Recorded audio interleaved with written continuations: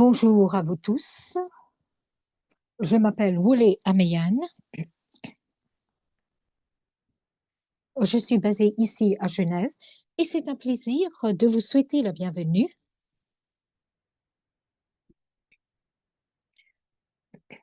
à notre session d'aujourd'hui sur la série des webinaires sur les soins pédiatriques et soins pour les adolescents.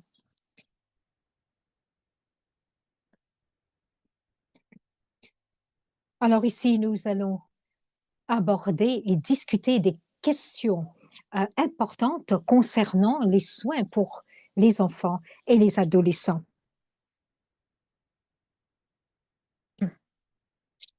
Quelques annonces administratives. Nous avons obtenu un grand soutien de nos partenaires PATA et ils nous aident à présenter ce webinaire en 3 langues, anglais, français et portugais.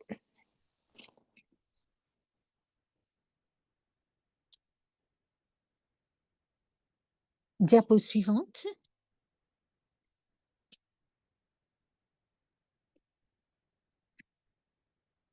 Ces sessions sont enregistrées.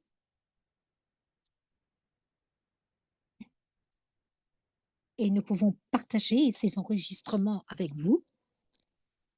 Nous avons besoin de votre consentement pour enregistrer tout cela. Nous voyons qu'il y a beaucoup de personnes qui nous ont rejoints ici.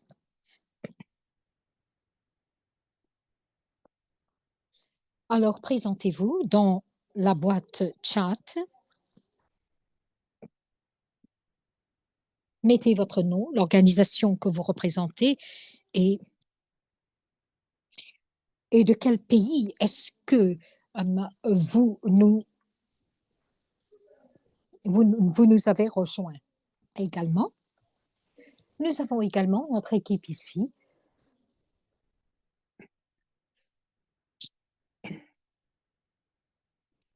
Alors, nous avons une équipe technique ici qui nous accompagne pour résoudre les problèmes techniques s'il y en a. Si vous avez un problème, déconnectez-vous et reconnectez-vous.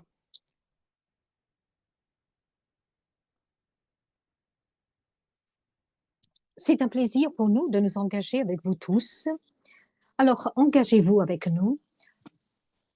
Donnez-nous vos questions, vos suggestions.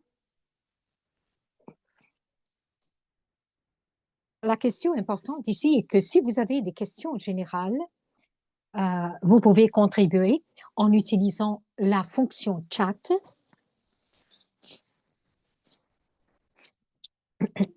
Cependant, si vous avez des questions spécifiques aux présentateurs et aux panélistes, vous devez utiliser l'option Q&A, questions et réponses, pour poser les questions à nos panélistes.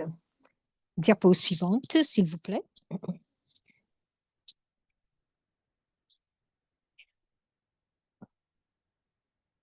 Alors ici, il y a d'autres questions qui sont posées par les participants en général. Ils veulent demander si nous allons leur offrir une question de participation. Tout ce que vous devez faire, c'est remplir une matrice, un formulaire d'enquête très bref qui indique que vous avez participé dans cette session et nous allons vous accorder un certificat de participation. Toutes les présentations et les diapos vont être partagées à la session, à nos présentateurs et à nos orateurs, nos intervenants. Je vous remercie de votre dévouement. Ne dépassez pas le temps qui vous a été alloué.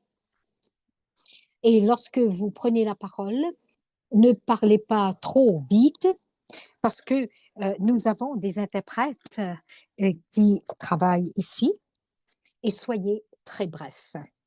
Merci.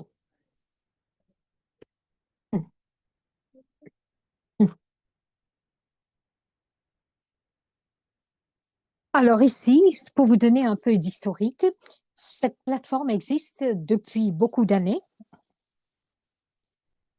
et nous continuons avec notre thème qui est dans notre série de webinaires ici. Alors nous collaborons en tant qu'une communauté et nous partageons des solutions, nous partageons nos défis et nous apportons même une assistance technique à nos parties prenantes dans les différents pays.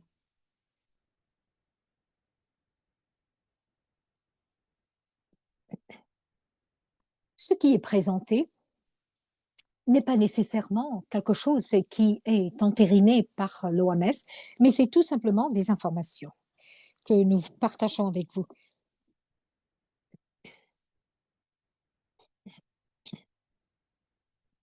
Aujourd'hui, nous allons parler sur l'intégration et nous devons voir comment apprendre, comment intégrer les soins pédiatriques et pour les enfants, les soins pédiatriques du VIH et voir comment utiliser ces informations et intégrer cela dans le soin primaire.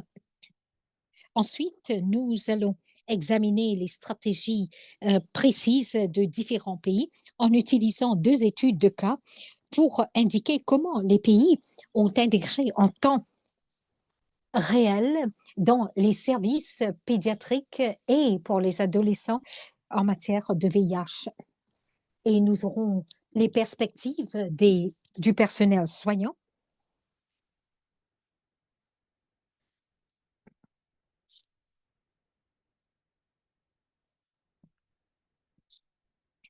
Alors voici maintenant l'ordre du jour. C'est un ordre du jour très intéressant. Il y a 2 sessions ici. Premièrement, c'est que nous allons passer en revue ces expériences et considérations du personnel soignant. Tout cela va être modéré par ma collègue. Et la deuxième partie va être une discussion de panel modérée, facilitée par un de mes collègues. Je vais m'arrêter ici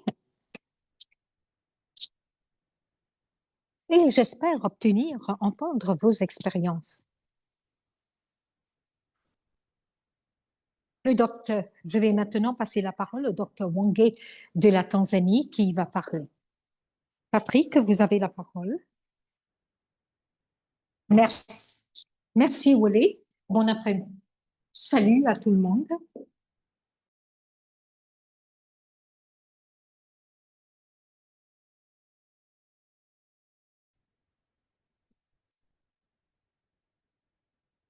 Je suis point focal ici en Tanzanie.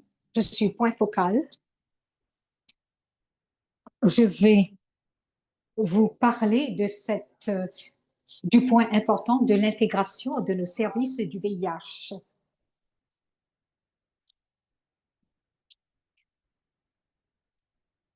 Alors, sans perdre de temps, je vais passer directement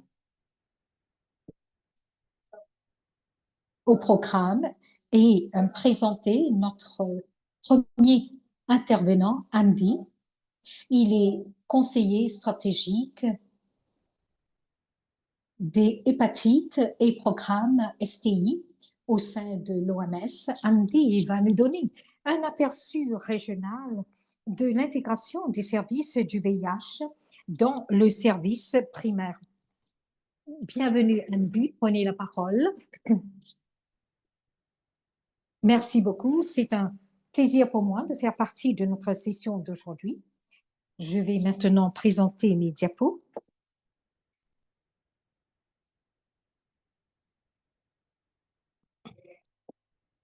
Nous pouvons maintenant passer à notre première diapo. Comme Catherine l'a dit, nous vivons dans un temps sans précédent Alors, les choses ne sont pas comme d'habitude.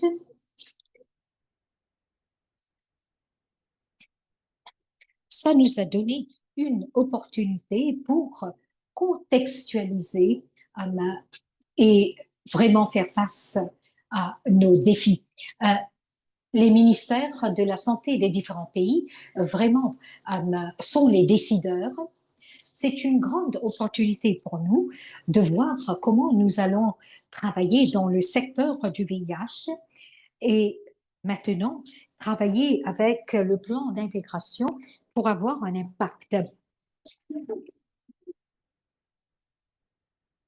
Les différents intervenants vont nous parler et nous devons nous focaliser et parler avec les différents représentants des soins pédiatriques et des soins pour les adolescents pour nous aider à vraiment intégrer nos plans.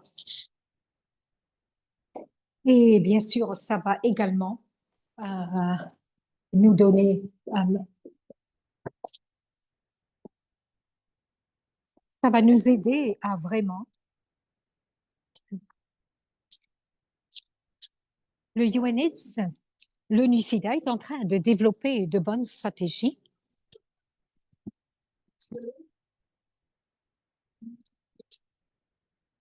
Alors, il y a des opportunités globales vraiment très stratégiques. Et nous devons trouver des façons pour vraiment promouvoir cet aspect de l'intégration dans notre ordre du jour. Merci.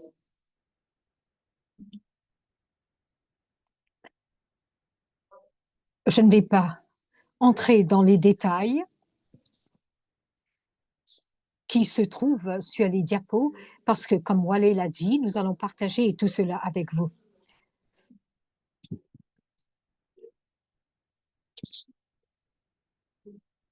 Nous avons quelques liens ici pour vous aider à améliorer notre travail. Premièrement, nous avons un rapport de 2016 et nous avons également un document l'OMS et UNICEF qui nous offrent une analyse comparative pour nous aider à aborder l'intégration.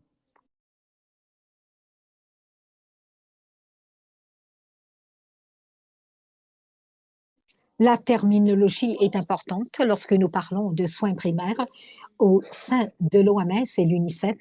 Alors ici, c'est une approche qui vise la société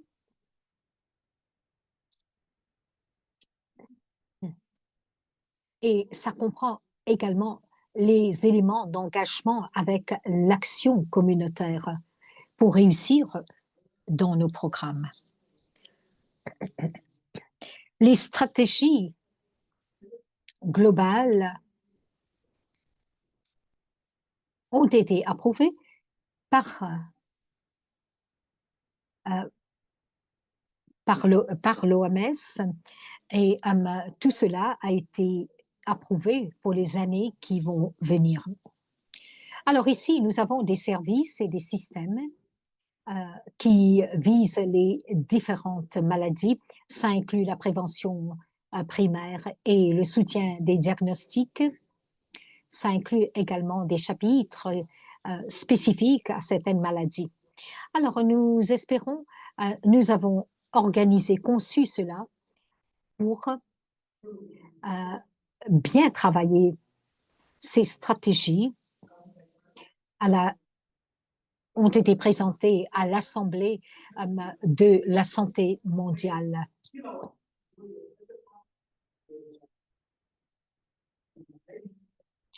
Dans les stratégies, nous avons identifié quelles sont les approches partagées, quelles sont les opportunités pour l'intégration.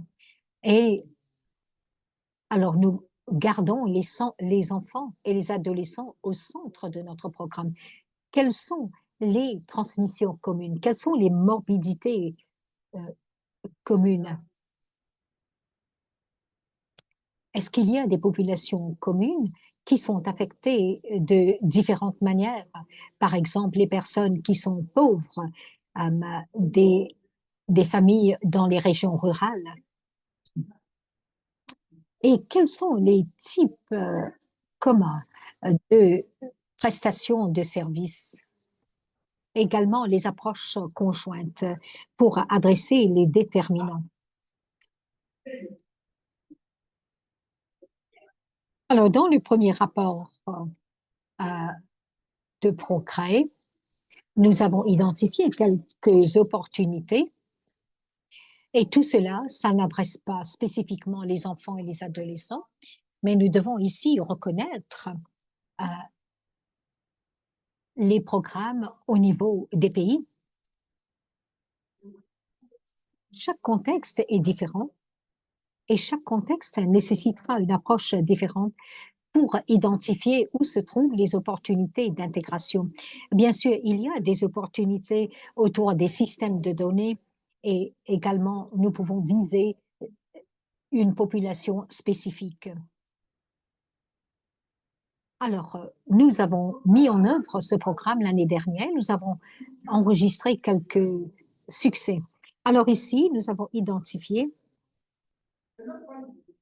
nous travaillons avec nos collègues de soins primaires sur ce programme et nous avons élaboré un agenda de convergence, intégrer un système dans l'autre, un sujet dans l'autre. Alors, et nous travaillons sur la dynamique du pouvoir. Nous voyons que la convergence est beaucoup plus neutre et c'est nouveau en matière créative. Et c'est en alignement avec l'agenda des soins primaires. Alors, ce document se focalise sur le cadre opérationnel et ce cadre identifie des secteurs spécifiques.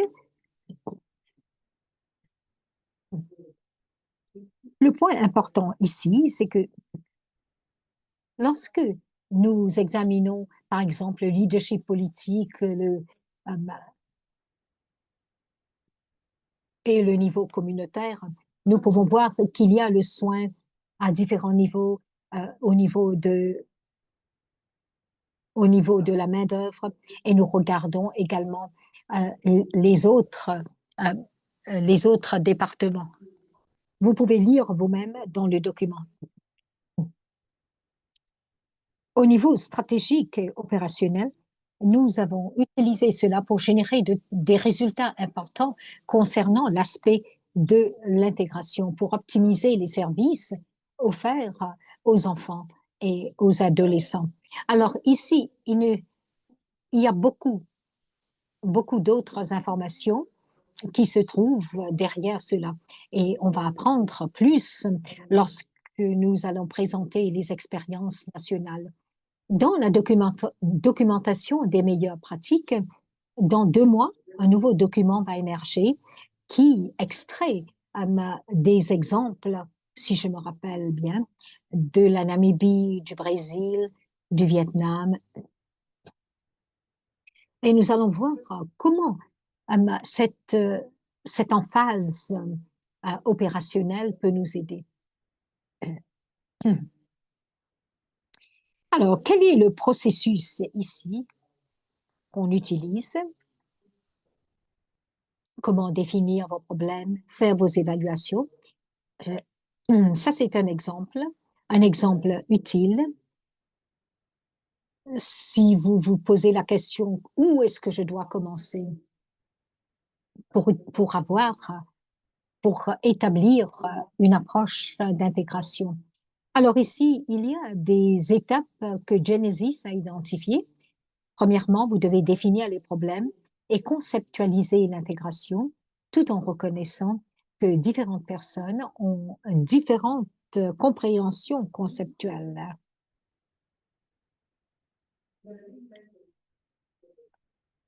Ensuite,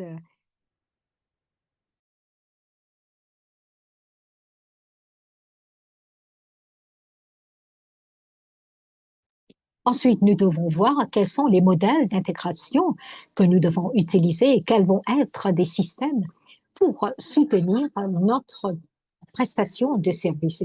Et nous allons également, après cela, passer à la mise en œuvre et suivi et évaluation. Suivi et évaluation. Moi, je pense que dans ma dernière diapo, alors ici, je reviens au point de départ. Alors ici, les affaires ne sont pas à la normale. Nous avons besoin de temps et opportunités pour continuer notre travail et les personnes doivent informer qu'est-ce que nous faisons. Et n'oublions pas les opportunités globales. Alors que nous écoutons, nous passons aux présentations, aux expériences nationales. Merci beaucoup, Wendy. Vous êtes à l'heure. Merci beaucoup pour votre présentation. J'aimerais rappeler nos participants, si vous avez des questions, rappelez-vous, utilisez la plateforme questions et réponses. Alors, sans plus tarder, je présente Dr. Rojali, notre prochain intervenant de la Côte d'Ivoire, qui va partager avec nous un cas d'étude de la Côte d'Ivoire. Docteur, vous avez la parole.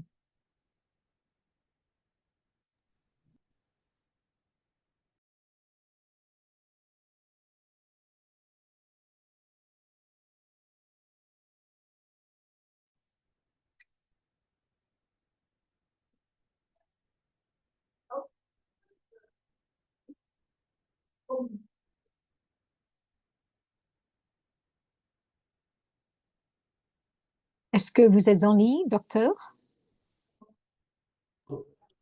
Oui, je suis en ligne, mais je ne vois pas le... On peut passer la diapo, c'est vous qui passez les diapos, n'est-ce pas?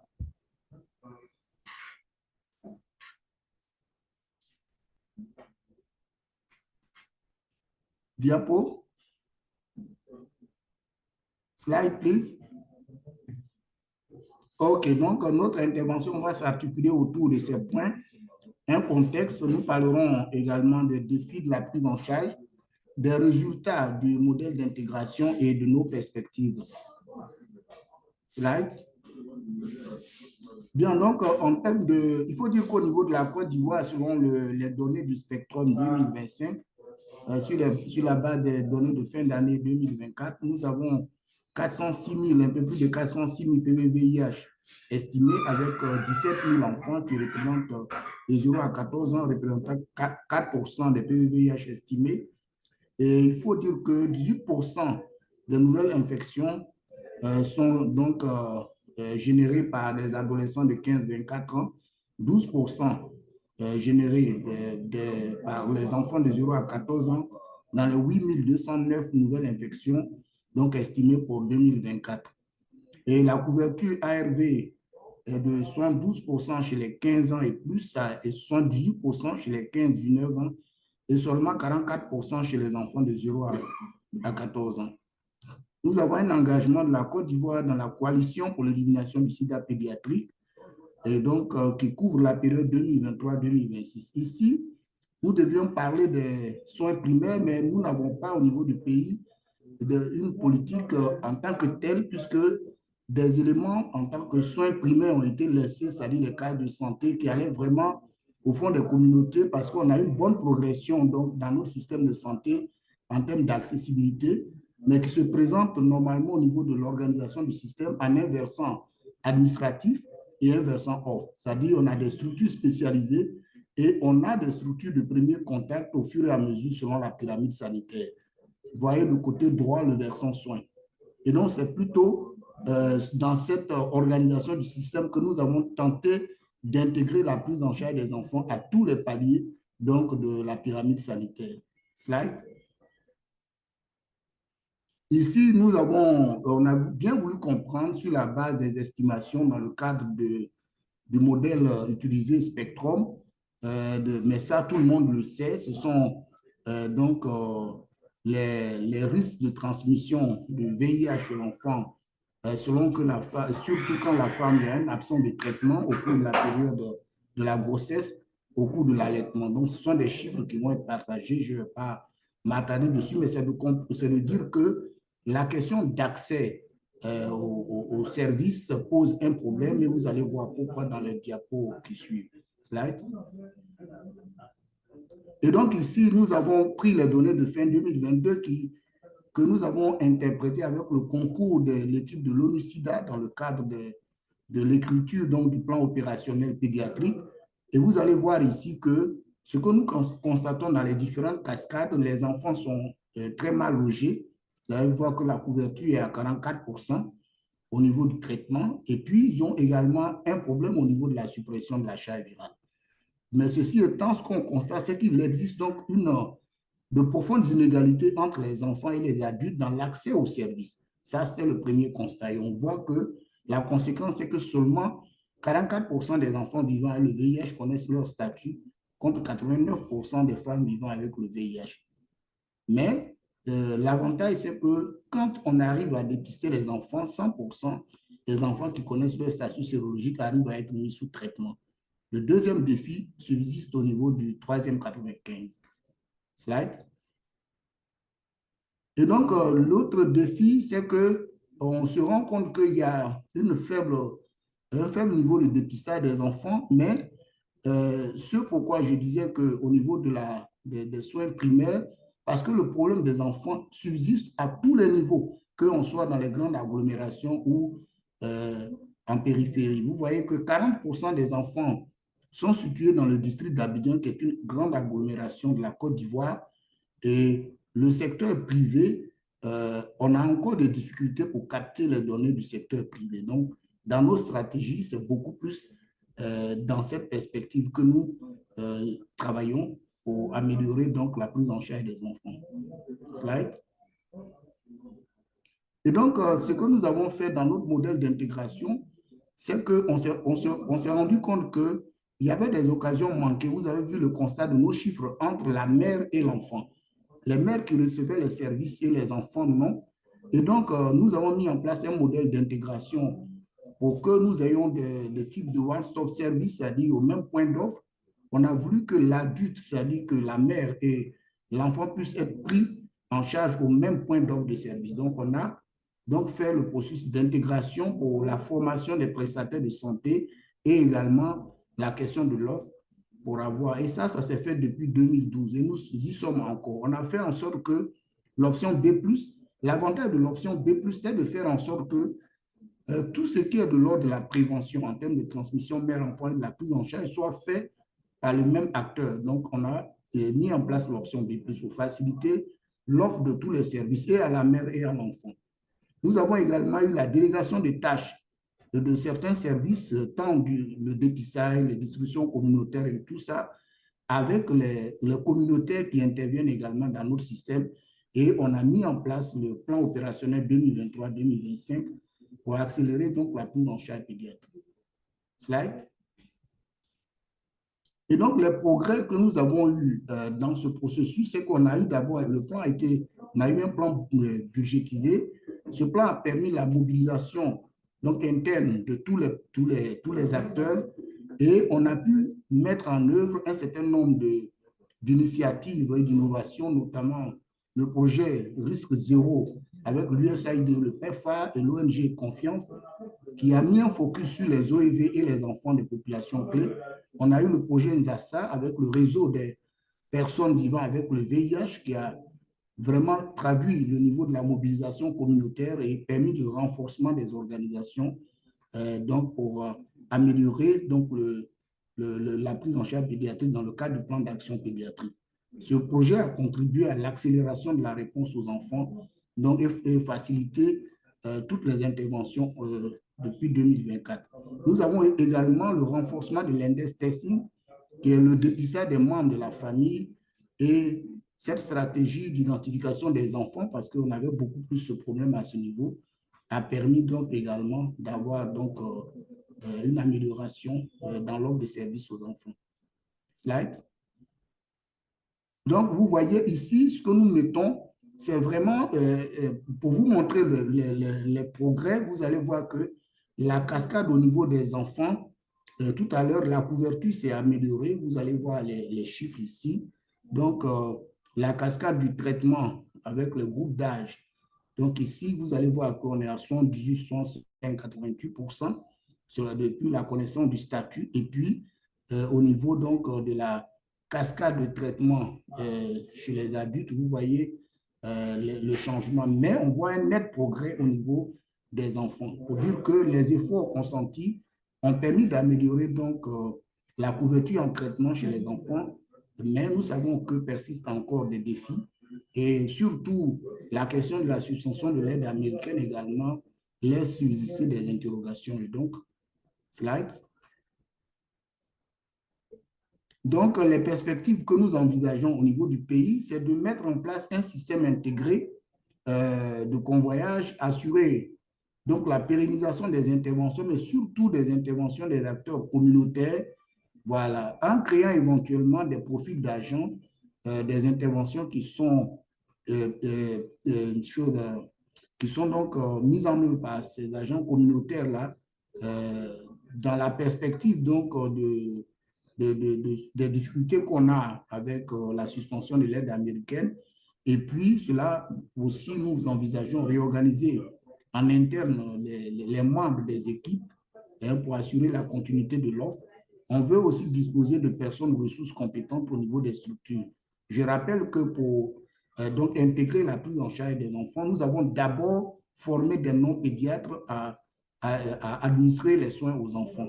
Donc, nous allons consolider cela et puis on va favoriser également la collaboration au niveau des gestionnaires de données et des autres gestionnaires de données avec les gestionnaires de données et des prestataires pour que on puisse garantir donc la qualité de données dans notre système. Voilà un peu l'expérience de la Côte d'Ivoire, les efforts qui ont été faits depuis 2012 en matière d'intégration et surtout dans le cadre de l'adhésion à l'Alliance pour l'élimination du sida pédiatrique.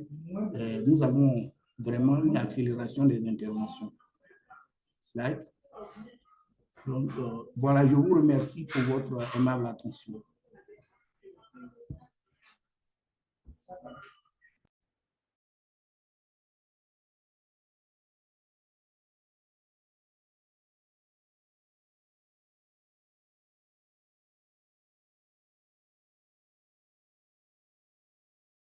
Merci, Dr. Koudjalé. Vous avez fini, en fin de compte, 5 minutes avant l'heure qui vous a été allouée.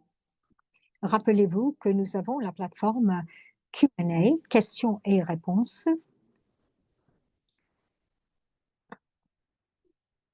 Et maintenant, nous avons gagné un peu de temps et j'aimerais présenter notre prochain intervenant, Dr. Makongo, Dr. Elena et le principal et la personne responsable de ça.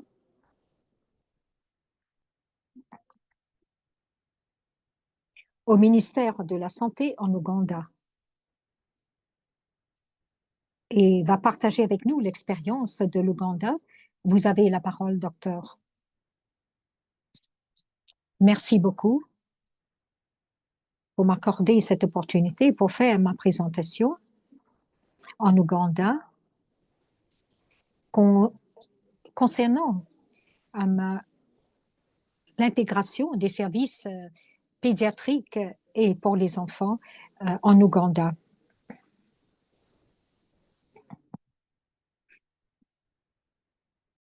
Le travail est soutenu par, coordonné par mon collègue, Dr. Kobilé. Suivons, s'il vous plaît. Alors, ça sera les grandes lignes de ma présentation. Nous allons parler brièvement sur l'épidémiologie de programmes pédiatriques des adolescents en Ouganda. J'ai aussi partagé les rationnels pour l'intégration des services en Ouganda. Et ensuite, la structure, les systèmes et les défis de service, comment nous engageons les communautés et ce que nous faisons en termes de suivi et d'évaluation. Suivons, s'il vous plaît.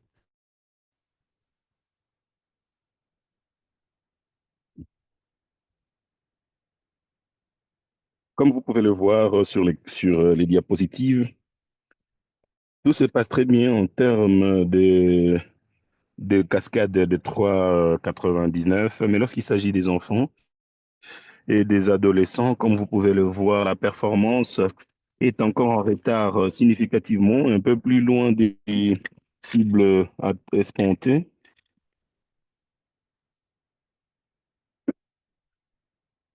Alors, lorsque nous avions dit que nous devions finir l'IH, l'identification des cas est encore difficile, surtout pour les enfants des 0 à 9, et aussi pareil pour l'initiation aux ARV, mais également euh, la suppression des charges virales. Je voulais insister que ça, c'est le cascade qui considère le niveau de la population avec différentes estimations. Nous sommes en train de voir celle inclue dans le dénominateur, ces enjeux,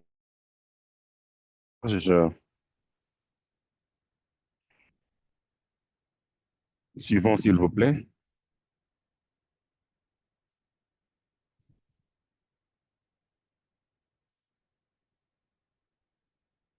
Allant sur l'intégration au niveau de l'Ouganda, nous sommes orientés par notre plan national de développement et les priorités du gouvernement qui insistent sur l'accès équitable à des services centrés sur les clients pour tous les Ougandais, et nous maximisons différentes ressources. Les programmes ont eu leur place.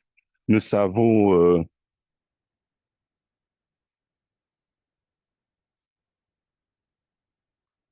que nous sommes en train de mettre en place certains programmes depuis longtemps maintenant. Il y a un besoin d'intégrer des services pour nous rassurer que nous sommes en train justement d'octroyer des soins holistiques pour nos patients. Le ministère de la Santé insiste sur un changement holistique pour la prestation des services afin de promouvoir une approche holistique qui optimise les ressources pour, pour une question de durabilité. Suivons, s'il vous plaît. En Ouganda, nous avons déjà commencé sur cet agenda de l'intégration avant même que la présidence puisse, l'ordre présidentiel puisse avoir lieu au mois de novembre. Nous avons une révision conjointe, une réunion conjointe pour prioriser le besoin de développement du cadre d'intégration. Et notre directeur général, ensemble avec le commissaire pour les maladies contagieuses et planifié, ils ont engagé un consultant pour commencer à développer justement des termes de référence pour l'intégration. Le temps que le communiqué de la présidence des États-Unis puisse amener les changements, le ministère de la Santé de l'Ouganda travaillait déjà sur un agenda. Au mois de février, suivant les changements, le secrétaire permanent du ministère de la Santé a partagé un circulaire avec des directives sur comment nous pouvons avancer considérant le changement pour le programme de VIH. Alors, le département des maladies contagieuses et de contrôle de prévention a fait une présentation sur le concept développé par des consultants qui étaient engagés ensemble avec les circulaires de processus que nous allons probablement partager très bientôt. Nous sommes en mesure de développer le matériel de renforcement des capacités et avoir un cadre de suivi et évaluation pour orienter nos activités d'intégration. Suivons, s'il vous plaît.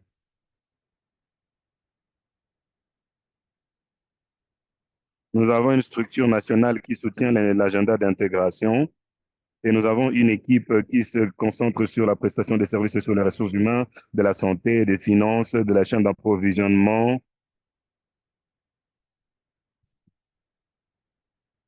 avec un système intégré dans différents départements dans le ministère de la Santé, mais aussi travailler avec les grandes parties prenantes en dehors du ministère de la Santé. Ce groupe se rencontre dans des groupes de travail, mais nous avons aussi des réunions régulières chaque semaine pour discuter davantage comment nous pouvons améliorer ces processus parce que la plupart d'entre nous sont dans une courbe d'apprentissage et il y a encore beaucoup de choses qu'il faut que nous puissions faire. Nous avons différents éléments qui orientent ce processus.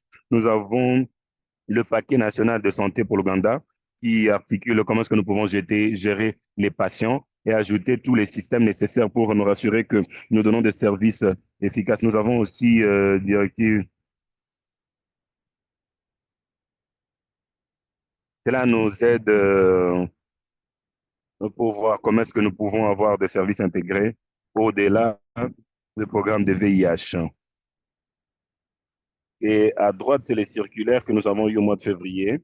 Après cet ordre d'arrêté de travail dans cette circulaire, nous sommes informés que nous devons aller de cliniques de guichet unique sur le VIH, que nous puissions aussi avoir assez d'intégration, même aussi pour des questions de modèles des maladies chroniques. Ce sont des circulaires qui nous orientent justement avec l'agenda d'intégration.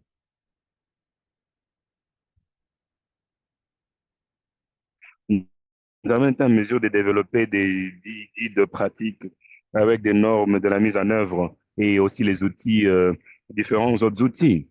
Nous avons au moins 10 normes. Le premier, c'est le leadership. Deuxièmement, c'est sur la réorganisation au niveau des cliniques pour soutenir l'agenda de l'intégration. Et dans ça, nous avons établi ou réorganisé les cliniques qui sont en mesure justement de donner assez d'espace pour les patients qui recevaient des soins dans les cliniques à guichet unique. Nous avons également, dans le norme 2, nous devons avoir une évaluation, un plan centré sur les patients, également réfléchir sur les approches de prestation de services pour se rassurer de la qualité et de la continuité de soins. Ensuite, nous nous concentrons sur l'approvisionnement des médicaments essentiels et des différents diagnostics,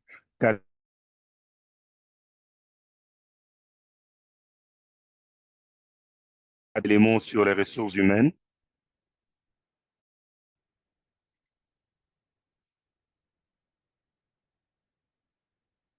Nous utilisons cet outil pour faire des évaluations. Nous avons déjà fait une évaluation jusqu'à ce niveau.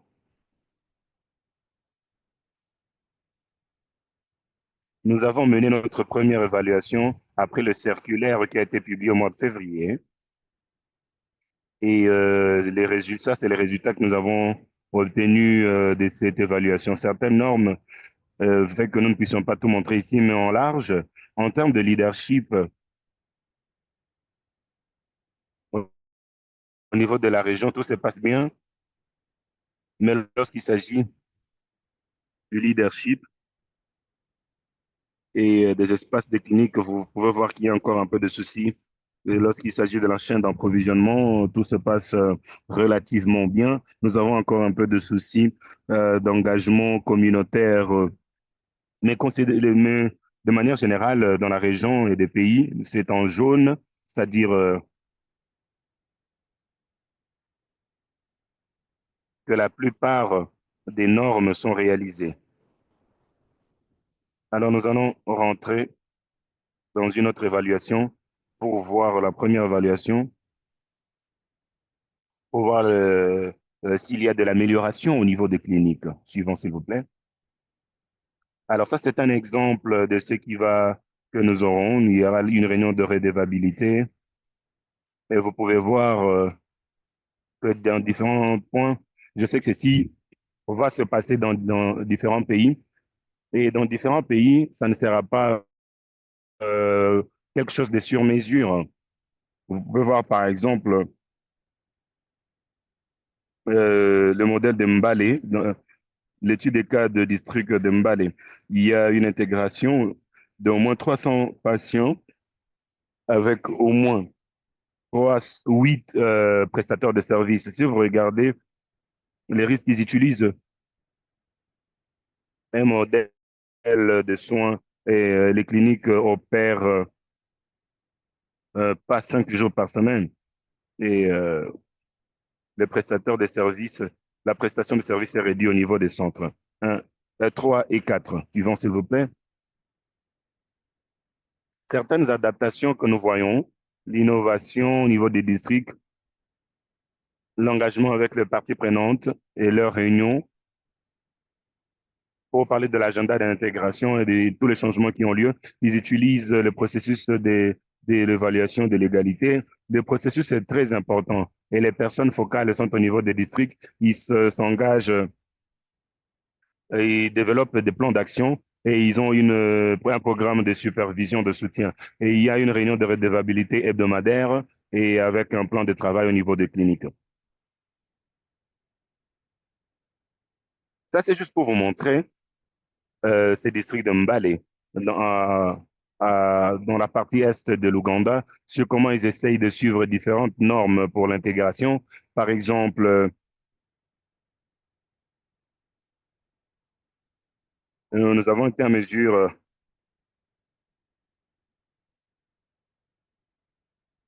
pour les petites associations pour être en mesure de gagner, n'est-ce pas, assez d'espace pour octroyer du service pour les patients ou pour les clients.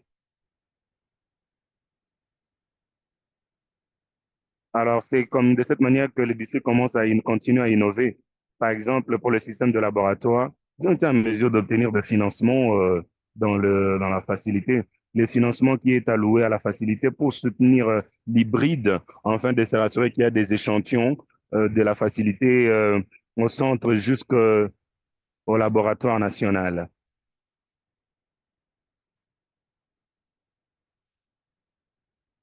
Faute de temps, je ne voudrais pas aller dans ceci. Nous allons partager les diapositives avec vous. Ça, c'est juste pour vous montrer différentes parties prenantes au niveau des différentes facilités qui essayent aussi d'innover sur différents piliers ou différents domaines pour se rassurer qu'on continue n'est-ce pas, l'intégration.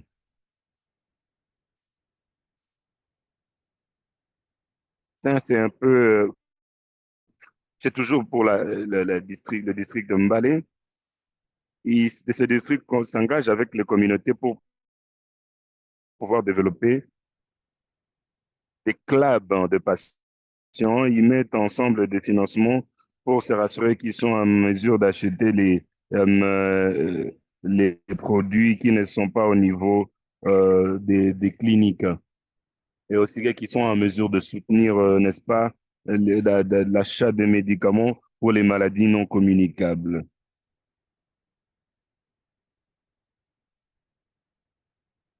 Et ça, c'est un sondage satisfactoire qui a été fait. Ici, vous pouvez voir que le plan est satisfaisant avec l'intégration de services parce que ça donne une opportunité pour un service à guichet unique de services.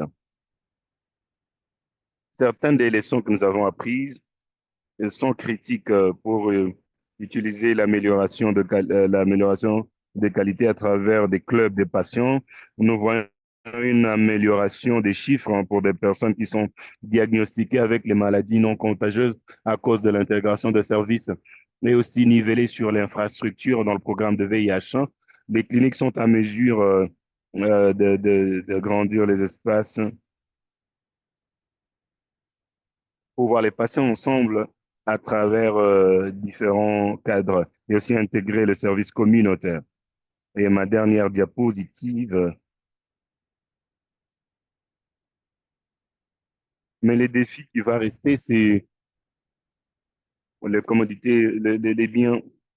J'ai déjà partagé comment nous travaillons dessus, le manque des équipements nécessaires pour octroyer des services holistiques, mais aussi l'intégration de différents systèmes de données, sachant, n'est-ce pas, que nous utilisons différents systèmes de données dans l'espace de VIH et, euh, et différentes maladies routinières. Suivant,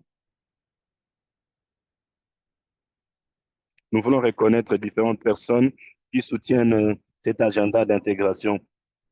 Notre leadership, notre task force, l'équipe de district, les gens qui sont au niveau des cliniques, les partenaires de la mise en œuvre et les communautés. Je vous remercie. Merci beaucoup, Dr. Erina, pour votre belle présentation. Je voudrais vous rappeler encore, si vous avez des questions, vous pouvez les placer dans la plateforme questions-réponses. Et à ce niveau, j'aimerais introduire notre prochain présentateur,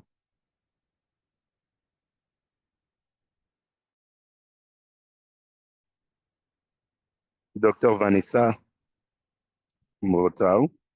Le docteur Vanessa est un défenseur de santé publique très passionné qui a beaucoup d'expérience dans des questions de VIH-Sida. Elle sert en tant que représentant de pays au niveau des Cameroun pour PATA. Et PATA veut dire, PATA, c'est une organisation qui a pour objectif d'améliorer le soin de santé des jeunes gens. Le docteur va nous présenter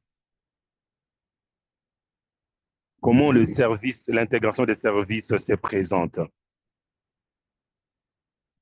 Docteur Fazal, vous êtes le bienvenu. Vous avez la parole pour votre présentation. Merci beaucoup, Catherine. Merci pour cette opportunité de pouvoir présenter les perspectives de prestataires des services à la de première ligne. Comme il a dit, je travaille pour PATA et pour nos PATA, nous voulons nous rassurer que la voix de nos prestataires de services est écoutée. L'importance de l'intégration, nous voulons savoir qu'est-ce que les prestataires de services pensent. C'est là, j'encourage la précédente présentation. Vous avez vu comment l'intégration est un concept très important. Le contexte du Cameroun, par exemple, n'est pas différent des autres pays. Nous valorisons l'intégration et le besoin de services continus. En effet, notre objectif,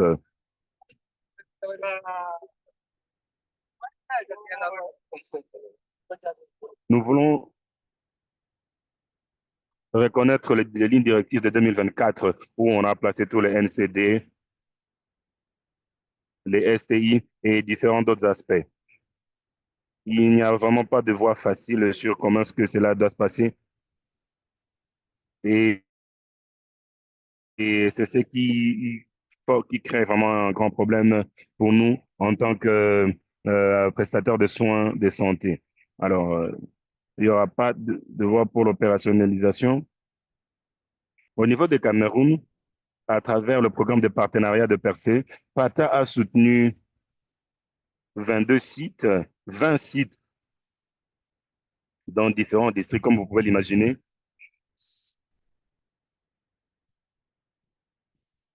Nous sommes là pour le renforcement du système dans différents districts. Nous voulons voir comment est-ce que nous pouvons apporter le soin aux patients. Alors, pour nous, il s'agit au fait de se rassurer que tous nos systèmes sont incorporés et nous pouvons aussi aller dans différentes autres facilités.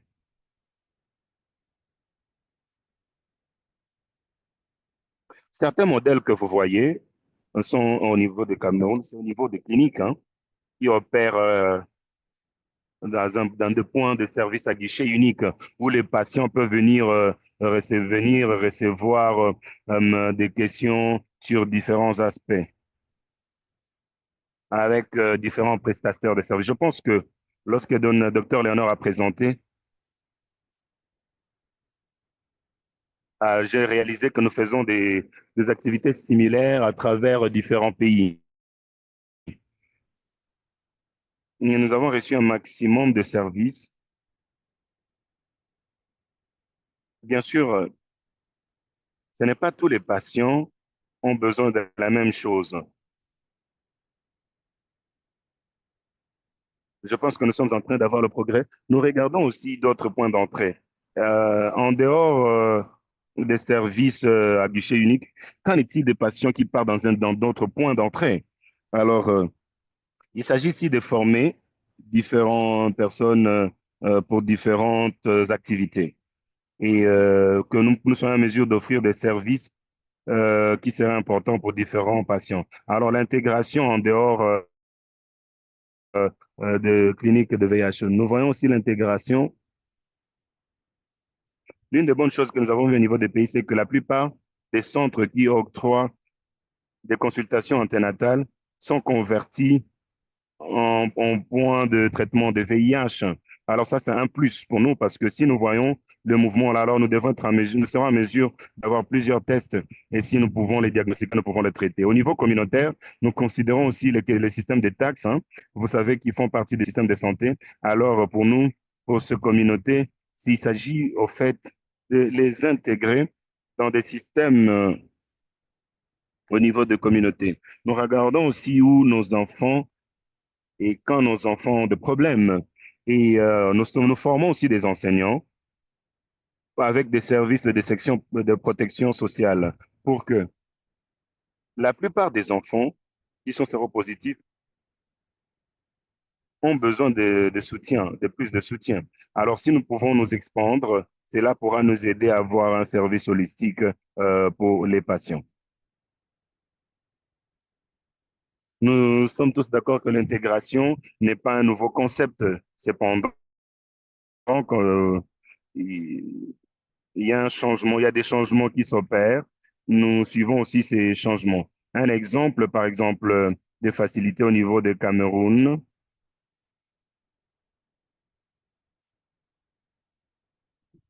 En tant que prestataire de services de santé, nous avions réalisé que nous avons beaucoup de femmes enceintes qui viennent dans les cliniques pour les services. Elles viennent lorsqu'elles sont enceintes pour des consultations anténatales, ils viennent pour des vaccinations. Mais maintenant, après le diagnostic, on est obligé de les référer à l'externe, aller suivre des soins comme il se doit ou pas. Alors, c'est, euh,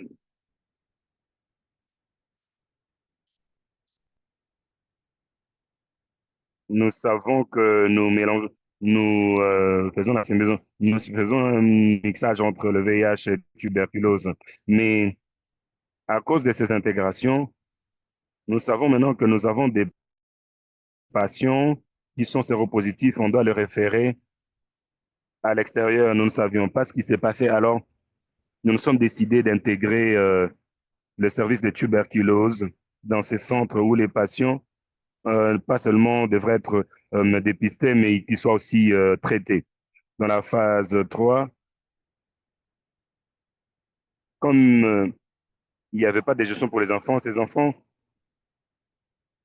on a commencé à avoir le besoin de soins de santé sexuelle et reproductive pour les adolescents. Alors, il s'agissait au fait de bâtir, avoir un cadre propice pour que les jeunes puissent s'engager dans différents services. Nous sommes maintenant en train de considérer de nous concentrer sur le diabète, l'hypertension pour nous rassurer que nous sommes en train d'octroyer les soins nécessaires. Nous voulons nous rassurer que l'intégration, c'est le premier processus. Ensuite, nous sommes graduels.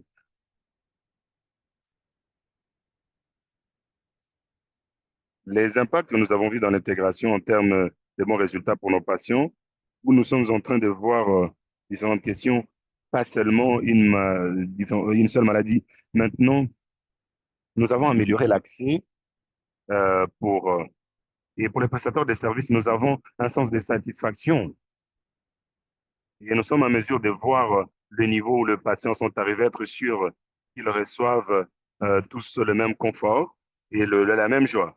Nous avons également demandé plus de compétences, hein, c'est ce que nous avons demandé. Si nous pouvons avoir, si je dois octroyer tout le service, alors je dois être assez compétente. Le prestataire de services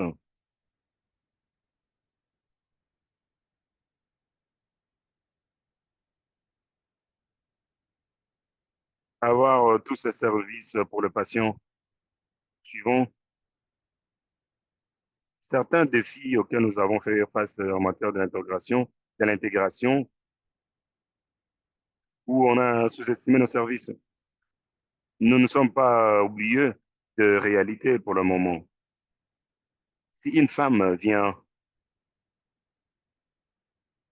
et que les services qu'on doit lui donner ajoute aussi les soins de santé sexuelle et reproductive n'est pas disponible, alors ça devient difficile, mais aussi le temps des patients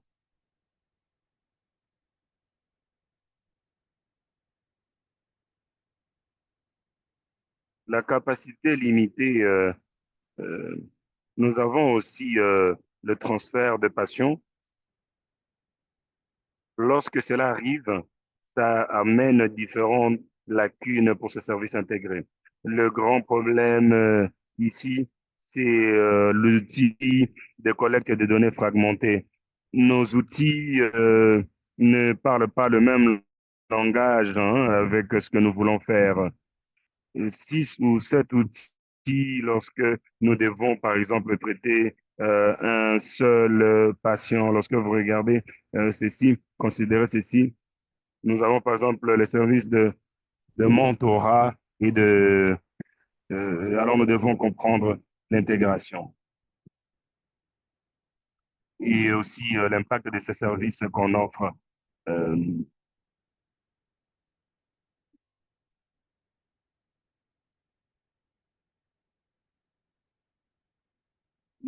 Lorsque les décideurs comprennent et placer des politiques, ça serait facile à comprendre parce que nous avons un soutien solide des décideurs et nous voulons renforcer la capacité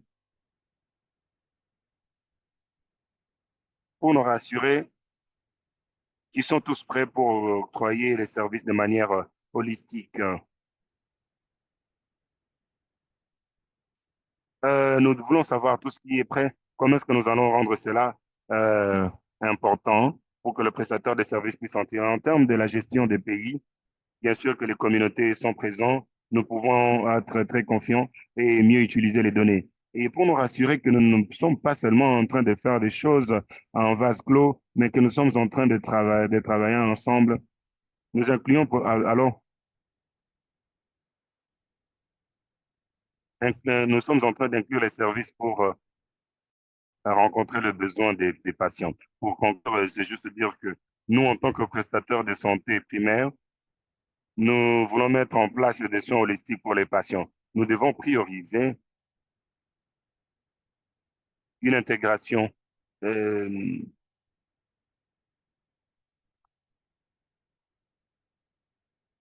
Maintenant, nous ne sommes pas seulement en train de vacciner des enfants, nous sommes en train d'identifier le VIH. Et, euh, et l'intégration a alors transformé les choses. Lorsque les adolescents ont commencé à venir, nous avions réalisé un bon nombre de choses et intégrer les soins de santé sexuelle et reproductive était très important.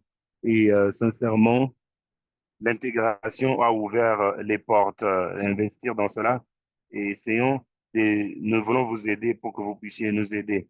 Merci beaucoup, docteur pour Vanessa, pour votre présentation.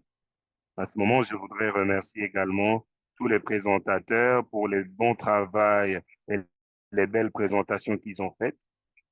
Vous avez, dans ce webinaire, je voudrais maintenant accueillir docteur.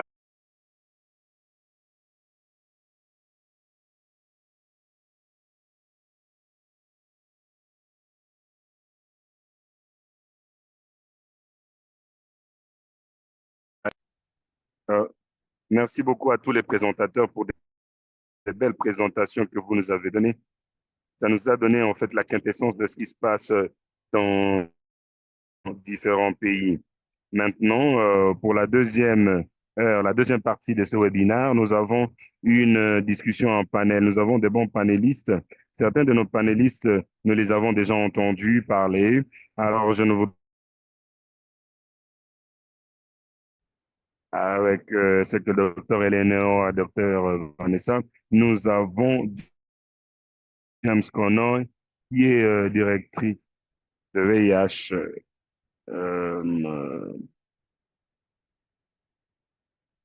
Nous avons aussi Savi Bra, qui est présentement en train de diriger l'UNICEF, les bases de données et l'équipe analytique.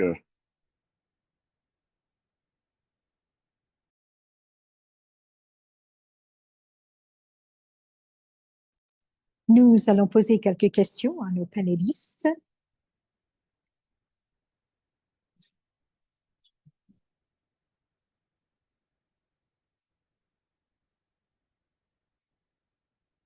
Nous avons une première question qui s'adresse à Indicio. Alors, Indicio, les cibles globales pour les enfants sont toujours retardées. Comment est-ce que nous pouvons intégrer les services pédiatriques et services pour les adolescents dans dans nos soins afin de réaliser nos cibles? Merci beaucoup, Anvi. C'est une très bonne question.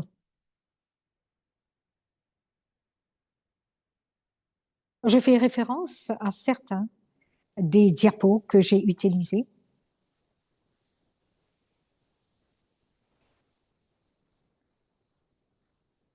Moi, je pense que nous devons réfléchir sur l'engagement politique. Nous devons penser au cadre politique et de gouvernance et l'engagement avec les communautés et les parties prenantes. Moi, je pense que nous devons avoir les modèles appropriés. Nous devons avoir des commodités appropriées pour les commodités pédiatriques. Mais je pense que le défi ici, ça se trouve autour de notre stratégie.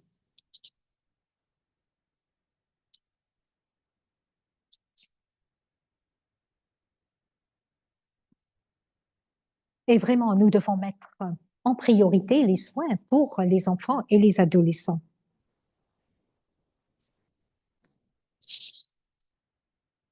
Mais nous remarquons une grande différence ici entre les résultats pour les enfants et adolescents et les autres. Et je vais faire allusion à une deuxième diapo ici, là où on parlait sur la voix.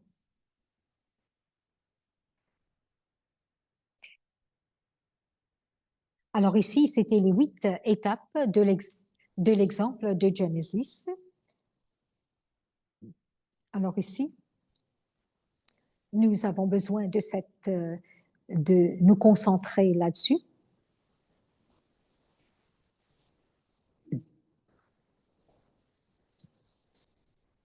Et alors ici, nous sommes en train également d'examiner les questions de suivi et d'évaluation.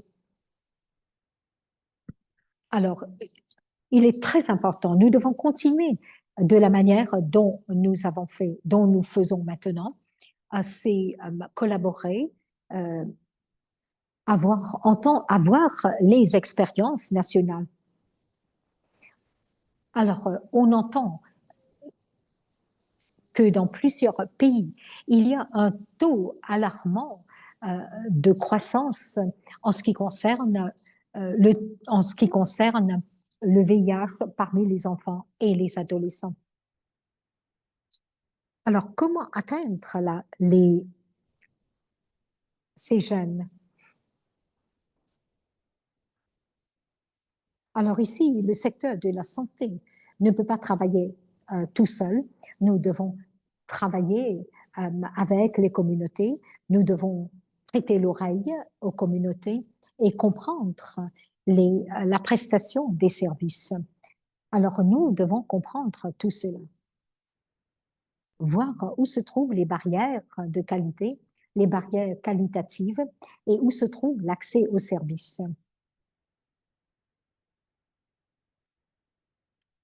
Et voir comment faire en sorte que les hommes également ont accès à nos services, que ce soit services de dépistage ou traitement.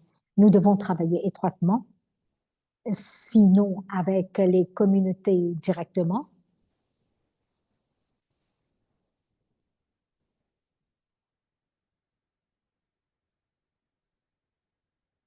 Souvent des fois, 16 plus, c'est l'âge où nous pouvons nous engager directement avec eux. Et nous devons prêter l'oreille aux communautés. Il y a eu des résultats tragiques lorsque le VIH n'a pas été identifié ou dépisté à l'heure. Alors, dans plusieurs communautés, le sexe a lieu tous les jours. Et il y a également et également dans les questions des infections sexuellement transmises. Tout cela, ça existe et nous devons voir comment agir. Nous devons être pragmatiques, nous devons travailler avec les secteurs qui connaissent les communautés, nous devons examiner les barrières juridiques et les déterminants sociaux et offrir un espace sûr pour explorer tout cela. Merci beaucoup, Andy, pour ces perspectives importantes.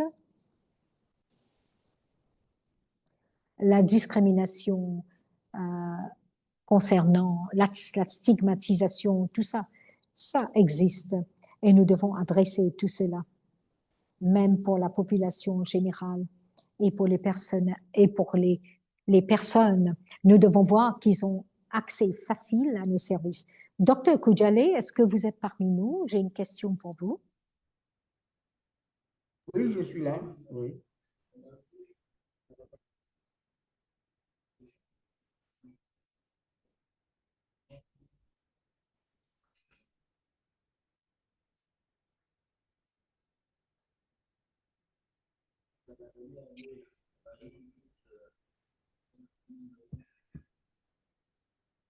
Ma première question, alors que vous êtes en train d'intégrer vos services pédiatriques pour les adolescents, alors quelle est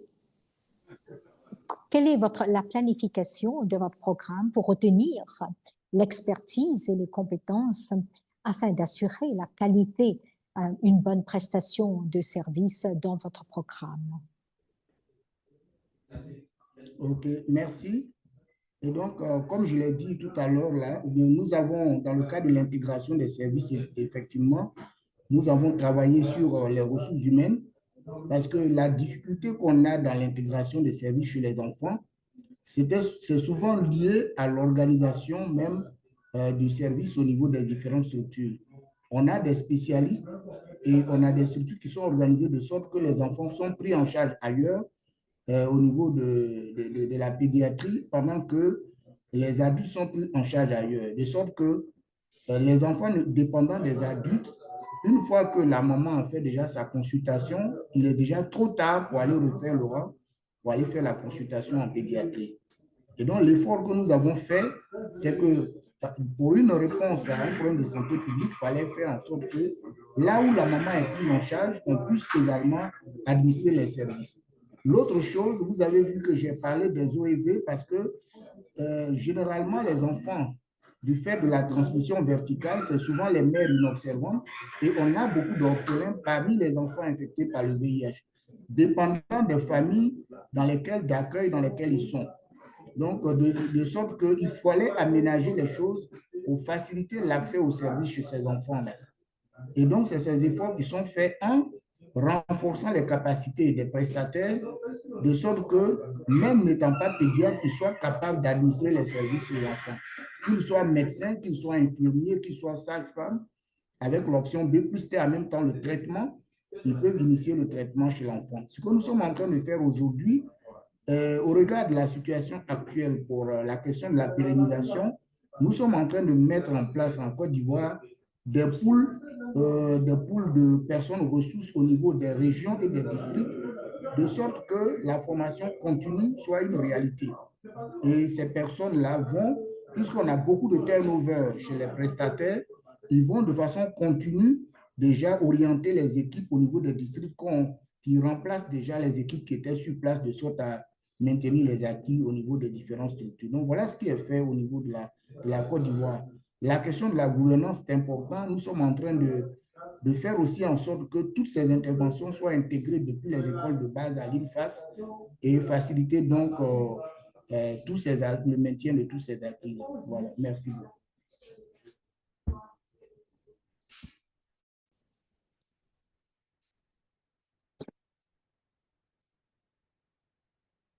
Merci beaucoup pour cette bonne réponse. Une autre question pour vous. Il y a plusieurs projets de mise en œuvre dont la Côte d'Ivoire a démontré un impact dans dans les services chez vous. Comment est-ce que vous pouvez maintenir la prestation des services sur une plateforme de soins primaires? J'espère que vous avez compris la question. Bien, je pense, plateforme de soins ou plateforme, je n'ai pas bien saisi la fin. Une plateforme de soins primaires. Ah oui. Donc, merci. Donc, nous, l'exercice, je vous ai présenté un peu l'organisation de la santé. On n'a pas vraiment, parce que la Côte d'Ivoire dans sa progression, a dû laisser un peu la question de santé primaire parce que on a réussi quand même l'expérience de faire en sorte que on ait une proximité des services de santé au niveau de toute l'étendue du territoire. Donc, l'idée, c'était plutôt d'intégrer les services au niveau des structures sanitaires. Et donc, mais on a aussi une utilisation des agents qu'on appelle les agents dans le cadre des soins, plutôt qui sont des approches communautaires avec la direction de la santé communautaire. Et cette direction de la santé communautaire-là, ce que nous faisons, c'est de la renforcer de sorte que les acteurs soient capables d'administrer tous les services, y compris donc le service VIH. Vous savez que dans le programme VIH, on n'avait pas su intégrer les interventions qui étaient faites dans le cadre de ces agents supplémentaires que nous utilisions et le dispositif de santé communautaire qui était mis en place. Donc, nous essayons de rattraper cela dans un renforcement de la coordination avec la direction de la santé communautaire à l'effet donc d'intégrer dans la formation de ces agents communautaires dans le cadre de la durabilité les interventions VIH également. Donc ça, c'est vraiment ce qui est fait pour garantir effectivement dans le cadre de la distribution communautaire et de toutes les autres interventions qui sont faites dans la communauté, donc ce processus-là à long terme. Voilà un peu les efforts qui sont mis en place par rapport à cet aspect.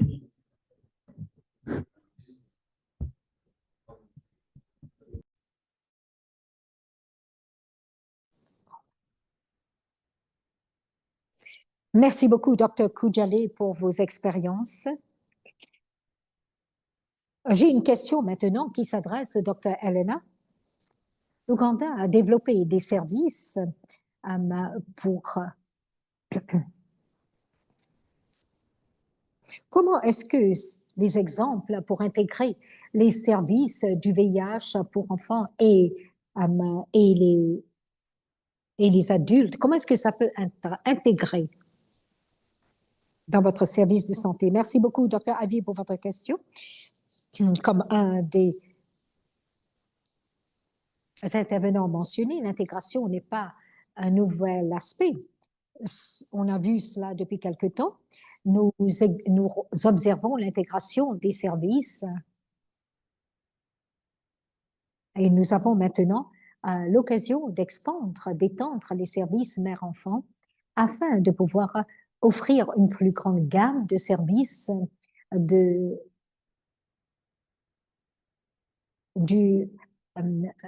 services de santé,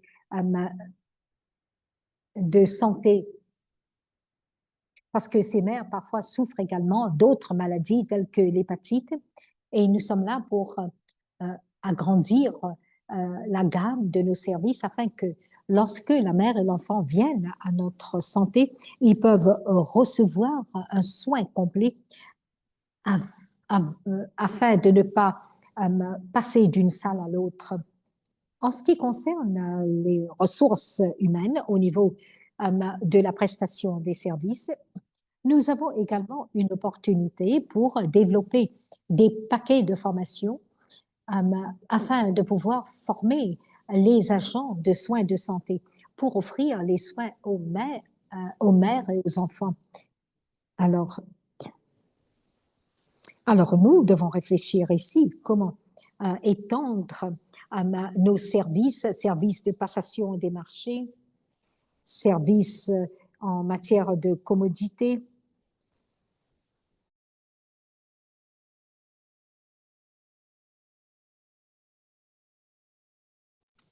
Passons maintenant aux activités des communautés qu'on fait autour de mai. Et en octobre, ça présente l'opportunité de l'intégration de la perspective des communautés. Parce que ça s'est fait dans les communautés, dans les écoles. Ça, c'est une autre opportunité pour nous de prendre l'agenda de l'intégration et travailler au niveau communautaire. Nous devons également intégrer les services de proximité communautaire afin d'augmenter la gamme de services que nous offrons. Ce sont les quelques domaines clés que nous pensons nous pouvons exploiter. Nous pouvons utiliser ces deux plateformes, les soins mère-enfant et également l'intégration des services de VIH pour enfants. Merci beaucoup, Elena. Merci beaucoup, Elena. Merci pour ces... Une autre question pour vous, Dr. Elena. Il y a un souci en ce qui concerne la qualité des soins pour les enfants et les adultes dans vos centres. Dans les services de santé plus intégrés, comment est-ce qu'on peut maintenir une bonne qualité de service pour aider les enfants et les adolescents qui souffrent, qui vivent avec le VIH à un stage avancé? Merci beaucoup. Moi, je pense que c'est une question très intéressante. Et on ne craint plus cet aspect en Ouganda. Nous avons eu un changement d'esprit. Nous avons un programme national où nous avons décentralisé les services du VIH. Toutes les facilités dans le pays n'ont plus cette pensée que les services du VIH doivent être fournis seulement dans les services spécialisés du VIH. Alors, nous avons ce programme de troisième ligne.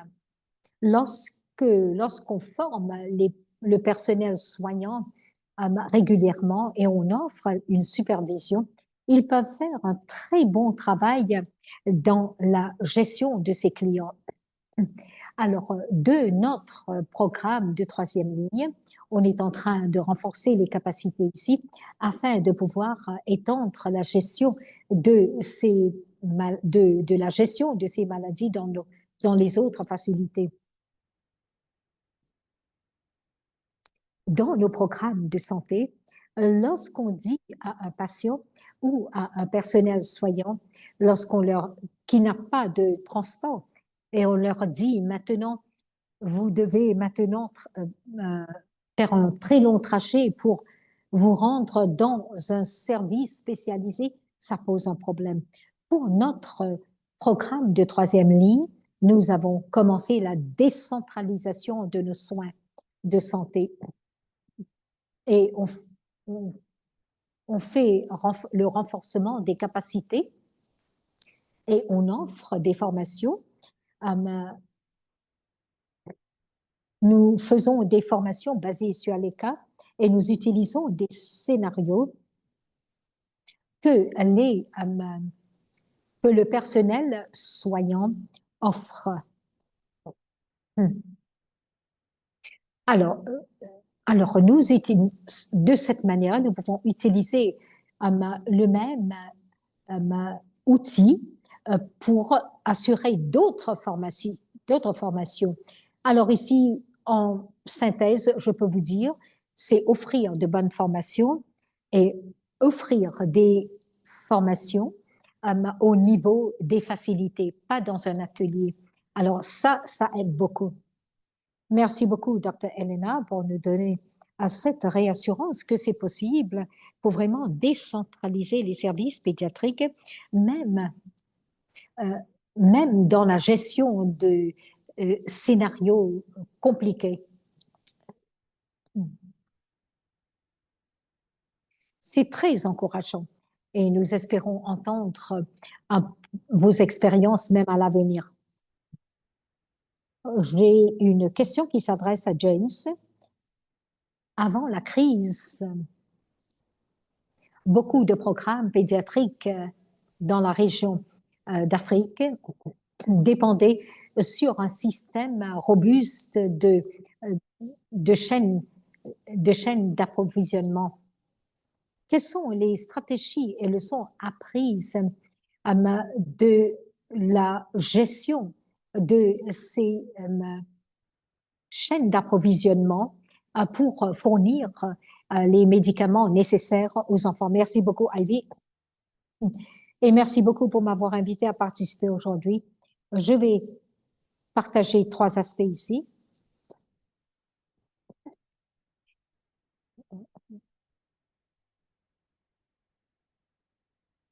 Alors, premièrement,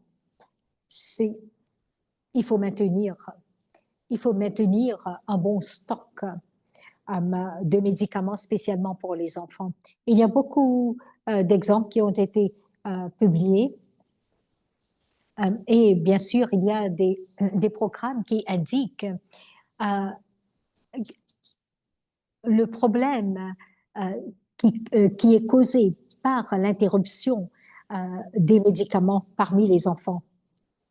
Récemment, nous avons observé, alors qu'il y a la transition vers la dose fixe dans les soins pédiatriques, nous avons observé plusieurs défis parmi PEPFAR.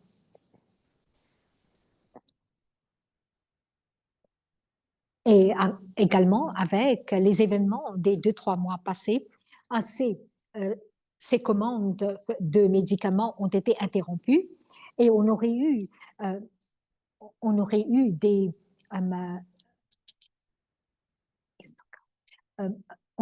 des manques de stock catastrophiques si on n'avait pas des stocks en réserve.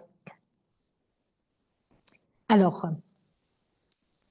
ce stock de médicaments est vraiment très important pour assurer la continuité des traitements parmi les enfants.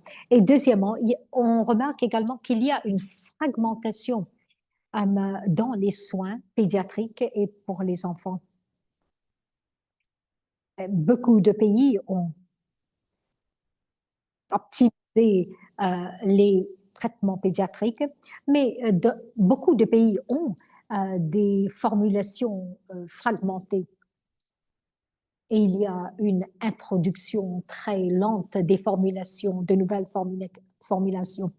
Alors, il y a également d'autres aspects, c'est la formulation, également passation des marchés et d'autres. Je vais encourager les programmes à continuer à mettre en priorité les formulations pédiatriques. Premièrement, c'est pour le bénéfice des enfants qui vivent avec le VIH. Et également en ce qui concerne et assurer la disponibilité continue des médicaments. Dernier point. Alors, c'est les données quotidiennes. Il est très important que les programmes ont de bonnes données et assurer la planification des données désagrégées par âge, spécialement parmi les enfants, parce que c'est nécessaire pour une bonne prévision parmi les enfants. Récemment, nous avons obtenu beaucoup de problèmes en ce qui concerne l'accès aux données, l'accès aux outils, lorsque les outils sont hors ligne. Alors, j'encourage les programmes et les partenaires de travailler ensemble pour assurer que nous avons des données du gouvernement et des outils du gouvernement qui vont nous aider à avancer pour soutenir la durabilité à long terme. Le dernier point ici, c'est que je vais encourager les programmes, et Andy a mentionné cela, c'est d'avoir des programmes qui vont promouvoir les programmes communautaires.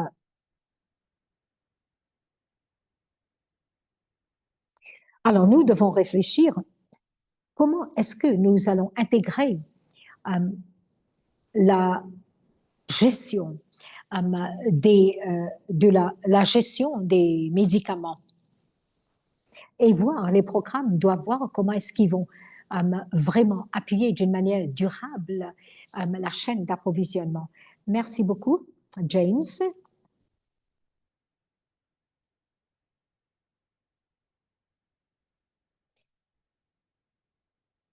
Deuxième question, comment est-ce que vous allez informer, conseiller les ministères de la Santé pour continuer le travail?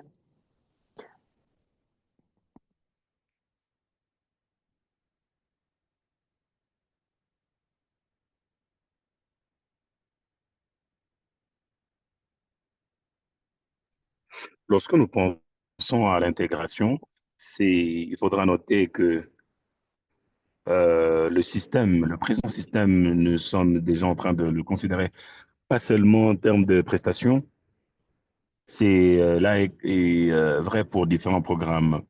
Alors, le risque est encore beaucoup plus grand lorsque nous parlons de l'intégration. Alors, le focus ici, c'est de garder les pédiatriques, aussi avoir une priorité sur les ARV, aussi l'impact qu'il y a sur les taux de mortalité. Alors, c'est très encourageant, il faut le dire, en ce moment, comme celui-ci, sur des questions de pédiatrie.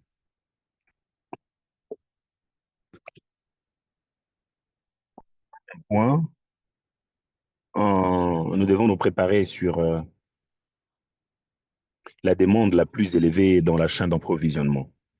Nous avons beaucoup de modalités, beaucoup de prestations de services et il faudra niveler des choses. Mais nous aurons probablement besoin d'une forte demande pour le perspective de la chaîne d'approvisionnement. Mais également, à travers cette chaîne d'approvisionnement, il faut qu'il y ait différentes méthodes de prestation de services et aussi soulever la question de stockage. Et cela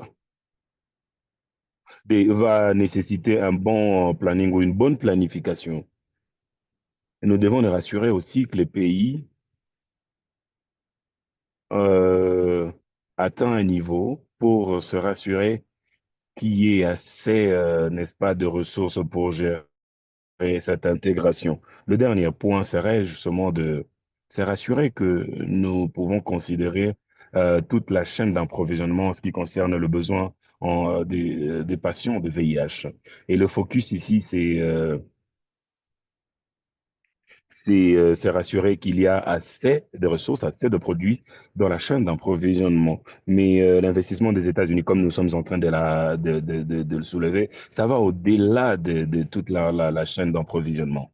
Et le programme a duré quoi, 10, 15 ans, 20 ans maintenant, mais je crois que l'investissement dans la chaîne d'approvisionnement et dans différents systèmes est très important. C'est juste.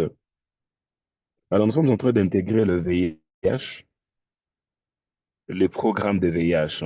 C'est important de spécifier que le financement est nécessaire pour que nous puissions avoir, n'est-ce pas, les réussites ou les résultats escomptés. Et essayer d'apporter le soutien pour que nous ne puissions pas avoir rupture de stock, surtout en ce qui concerne les ARV et différents autres produits en relation avec le VIH pour les populations, surtout les populations vulnérables. Merci beaucoup, James, pour cette intervention sur les considérations de la chaîne d'improvisation.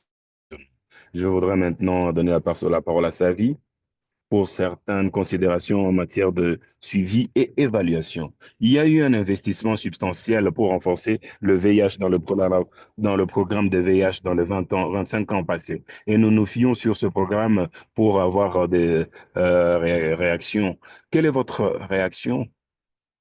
Comment est-ce que les programmes peuvent reconstruire ce système de suivi et évaluation de se rassurer que cela est robuste et consistant pour le pays? Hmm, Dans les 25 ans passés, nous avons construit justement un système très solide au niveau des pays en termes de suivi-évaluation. Ce chapitre, il s'agit de transformer les systèmes au niveau local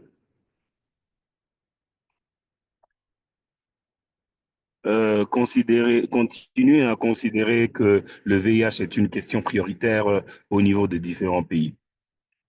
Et nous n'avons pas besoin nécessairement de recommencer au début. Le Kenya aussi, ils ont démantelé leur système de VIH après cette question du gouvernement Trump.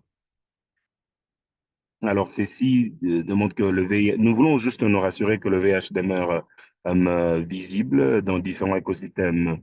Nous nous voulons également nous rassurer que le VIH est considéré comme une autre partie de continuité de soins et de continuité d'investissement dans différents programmes. Et aussi, nous voulons nous rassurer que la gestion est mise en place, que ce soit le VIH, le diabète, l'épilepsie. Le système doit suivre les individus et continuer le soin, aussi mettre en place un raccord d'interopérabilité. Nous devons avoir un modèle intégré au lieu de continuer à les gouvernements qui travaillent en vase clos et différents autres départements en même temps. Je m'excuse. Nous devons aussi parler de l'appropriation nationale. Cela est très essentiel. En Zambie, par exemple, le ministère de la Santé, ils ont mis en place une task force sur le suivi et évaluation sur certaines maladies. Il faudra aussi parler de travailler avec le ministère des Santé qui doit prendre la responsabilité sur la gouvernance des données, sur différentes architectures, par exemple.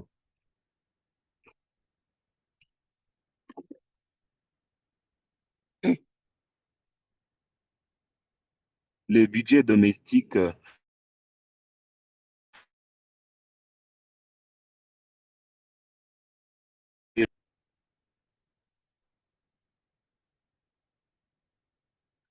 alors la durabilité s'applique beaucoup plus sur l'appropriation, mais cela demande des investissements. Nous devons avoir assez d'actions pour... Alors l'intégration ne fonctionnera que si nous pouvons utiliser ces données.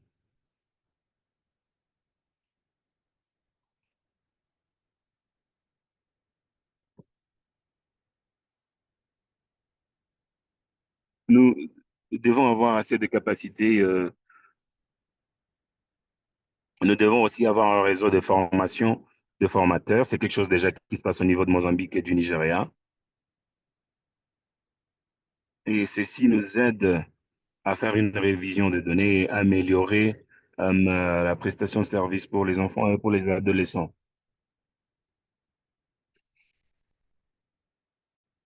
Nous devons également embrasser les innovations. Alors, le pays,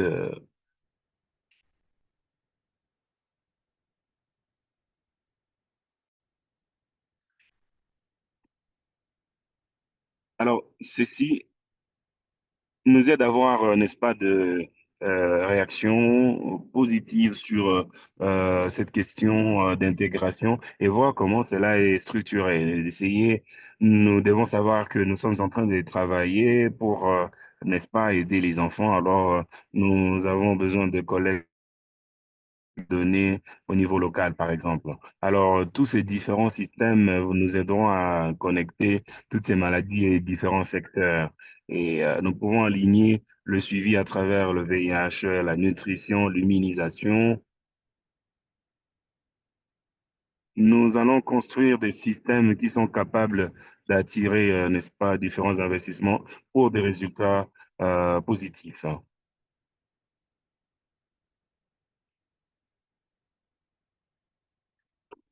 Merci beaucoup, Savi, pour cela, pour ces considérations.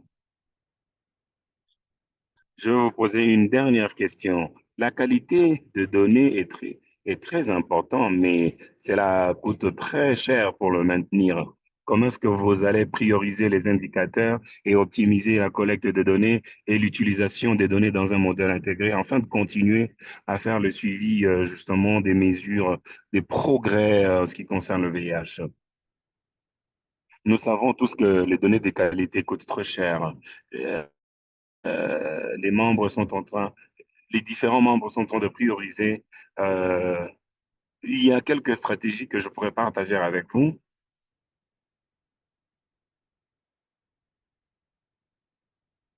Nous devons avoir un cadre beaucoup bien équilibré, c'est-à-dire nous devons avoir les indicateurs qui incluent différentes matrices dans différents diagnostics de VIH. Mais ce qui est plus important, la dimension la plus importante, c'est de se rassurer que les conditions chroniques des enfants et des adolescents est assez bien saisies dans différents indicateurs. Ensuite, nous avons les indicateurs stratégiques. Et la,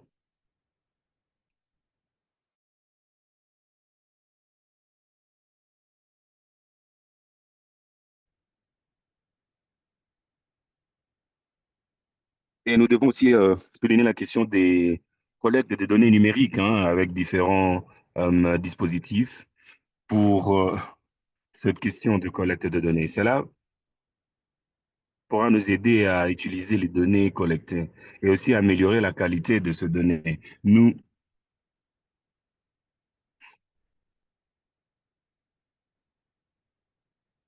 pouvons aussi insister sur la question de l'initiation aux ARV. Et le dernier point que je peux partager avec vous, c'est que nous devons bâtir une culture d'utilisation des données. Les données doivent être vues, discutées et euh, utilisées. Les pays doivent avoir des réunions multidisciplinaires avec un tableau de bord.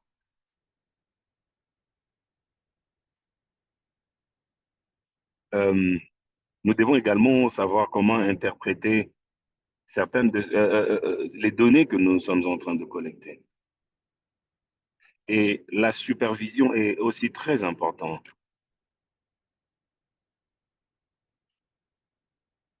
C'est concentrant en plus sur la qualité des données et différents produits dans des zones desservies. Alors, l'objectif, ce n'est pas seulement de collecter des données, mais être stratégique hein, en collectant des données de qualité et enfin de se rassurer que ces données nous aideront à améliorer, n'est-ce pas, la condition de nos clients ou encore de nos patients. Cela est très intéressant, sa vie. Merci. C'est un point aussi important en tant que pays, comme les pays essayent de se rassurer qu'ils demeurent justement en mesure, qu'ils sont en mesure de pouvoir faire un suivi sur leur progrès dans différents programmes, mais également utiliser les leçons apprises pour renforcer les systèmes pour d'autres services des enfants et des adolescents. Nous avons encore le temps pour une question de plus, docteur Elena. C'est une question qu'on a posée dans le question-réponse. Et aux participants, si vous avez encore des questions dans la session questions-réponses à poser aux panélistes, veuillez s'il vous plaît soulever ces questions. Nous avons encore quelques minutes. Ils seront en mesure de répondre. Je voudrais juste poser une question à la plénière. Un des participants je me suis dit que c'était important pour nous de pouvoir discuter cela dans le groupe. Et il s'agissait donc de l'amélioration de qualité, enfin de nous rassurer que euh, les cliniques sont en mesure de maintenir la performance. Eleanor, quelle est l'expérience de l'Ouganda en relation avec l'amélioration de qualité et l'amélioration de qualité des activités? Pour la mise en échelle justement des cliniques. Merci beaucoup, Ivy. L'amélioration de qualité est l'une de nos priorités stratégiques en octroyant les services aux clients. Et pendant longtemps maintenant, le ministère de la Santé a mis en place, n'est-ce pas, des activités au niveau national Nous avons tout un département qui s'occupe, n'est-ce pas, qui est focalisé à améliorer la qualité justement de l'amélioration de qualité, de l'assurance qualité. Nous avons une base de données nationale qui nous aide à souligner les différents indicateurs que nous avons dans le programme. Alors, en faisant l'intégration, nous sommes en train de niveler sur cette infrastructure qui est déjà disponible en termes de renforcement de capacité avec les prestataires de services. Et nous avons un système de données qui est mis en place et où vous pouvez trouver tous les indicateurs, mais également de pouvoir organiser toutes les activités au niveau des cliniques. Nous faisons l'intégration, nous allons implémenter ou mettre en place l'assurance qualité. Et ça, c'est quelque chose qui existe déjà dans différentes infrastructures. Et mais aussi pour la question des ressources humaines. Je vous remercie.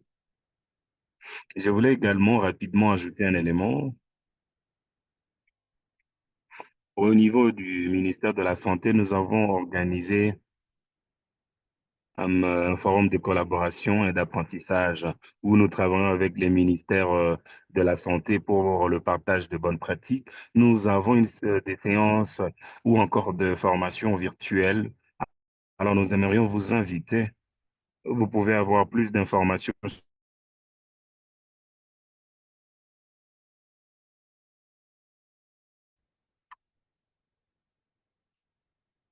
et nous avons nous voulons amener différents pays pour qu'ils soient en mesure de partager également leur expérience. Merci beaucoup. Merci. Nous nous attendons vraiment à avoir plus de discussions. Il n'y a pas un menu pour cela, mais c'est important pour nous de pouvoir apprendre les uns des autres. Et aussi, nous pouvons assister à des formations dont le docteur Lélior vient de mentionner. Alors, nous sommes à la fin de cette discussion de panel. Nous avons encore quelques minutes. Il y a une question intéressante que je voudrais souligner ici. Docteur Vanessa, est-ce que vous êtes avec nous? Oui, je suis là. Je suis là. On vous a posé une question dans la session questions-réponses. Je voudrais justement vous poser cette question si vous voulez bien. Alors, la question, c'est comment est-ce que les ministères de la Santé et les travailleurs à la première ligne ont accueilli l'idée de se lever, n'est-ce pas, sur le programme de VIH? Nous sommes en train de parler ici de ces agents de santé qui n'ont pas participé dans des questions de VIH et de programmes de VIH. Est-ce que vous avez une expérience à partager? Merci beaucoup, docteur Avi, pour cette opportunité et merci pour cette question. Vous savez,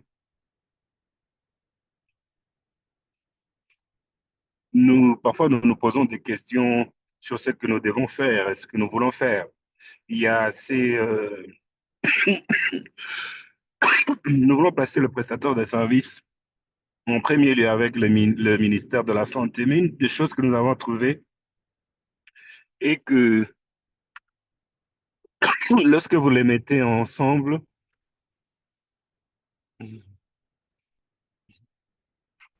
nous devons faire le plaidoyer avec le prestataire de santé pour qu'il sache exactement ce qu'il doit faire. Ils doivent savoir exactement ce qu'ils font. Ils doivent même savoir qu'en est-il de VIH. C'est ce que nous avons dans le VIH. Nous voulons aussi les impliquer. Il y a beaucoup de formations sur les activités de VIH. Alors, c'est comme s'il n'y a pas assez de travail. Lorsqu'ils commencent à avoir ces informations sur ce que c'est le VIH et quel est leur objectif, quel est leur rôle, ils peuvent contribuer ou ils vont contribuer à la prise de décision. Mais vous allez trouver que ce n'est pas assez facile pour différentes communautés. Alors, bien sûr, ils ont beaucoup à faire, mais ils doivent être orientés sur leurs vrais besoins et là où ils peuvent avoir le soutien. Alors, il s'agit ici de les soutenir pour qu'ils puissent nous soutenir aussi. Nous ne pouvons Si, par exemple, si je dois, alors nous sommes en train d'essayer de travailler avec eux pour qu'ils aient des informations nécessaires. Je vous remercie. Merci beaucoup, docteur Vanessa, pour votre apport. À ce terme, mesdames et messieurs, nous sommes à la fin de ce webinaire. Nous avons eu une très belle discussion sur l'intégration de services.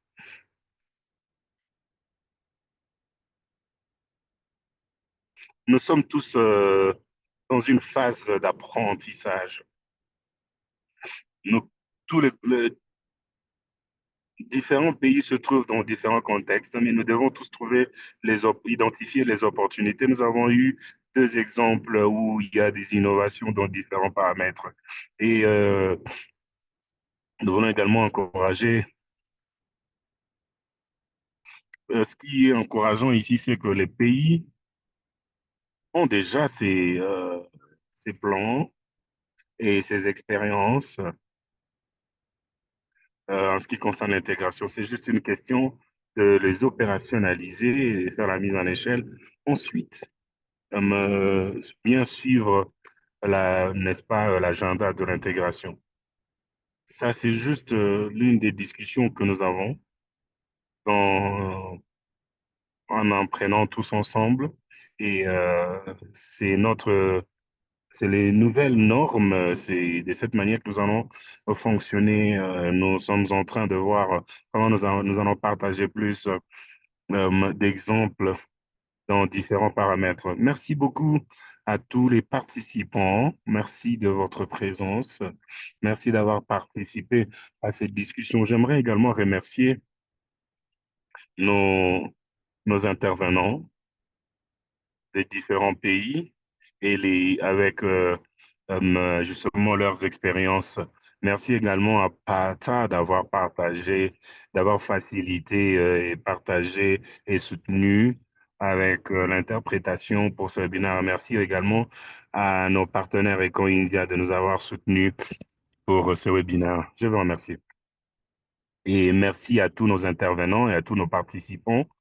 Merci d'avoir aussi de votre temps pour participer à ce webinaire. Nous allons communiquer